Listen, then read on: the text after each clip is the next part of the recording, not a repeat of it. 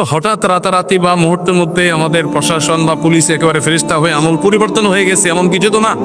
তো এটাকে খোলা চোখে একেবারে যা বলা হচ্ছে বা যেটা দেখানো হচ্ছে এটাকে বিশ্বাস করা পুরোপুরি কোনো কারণ নাই।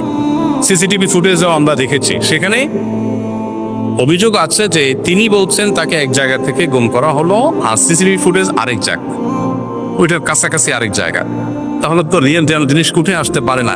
গাজীপুরের ইমাম মহিবুল্লাহ মিয়াজির ঘটনাটি বর্তমানে ধোঁয়াশা সৃষ্টি করেছে। এমত অবস্থায় মুসলিমরা কোন পথ অনুসরণ করা উচিত বলে আপনি মনে করেন? খুবই দরকারি প্রশ্ন।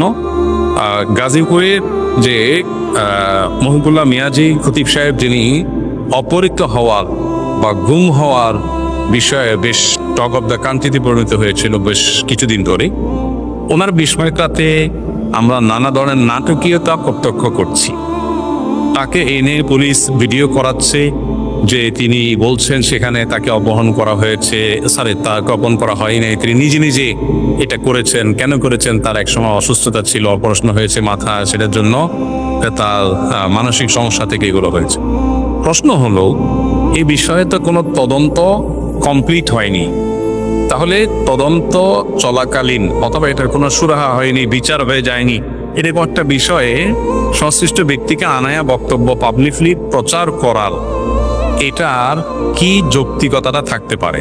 এখানে একটা সন্দেহের দানা বের হয় যে দায়িত্বশীল যারা, তারা কি এখানে কোনো বিশেষ কিছু লুকানোর, ছাপানোর বা অন্য কিছু এস্টাবলিশ করার চেষ্টা করে? উনি যদি সত্যি এটা নিজে থেকে অভিনয় করে থাকেন তো যথাযথ তদন্তের মধ্য দিয়ে জিনিসটা বের হয়ে আসবে। সমস্যার কথা আমরা অপেক্ষা করি, আমরা বলি যে তদন্ত চলছে।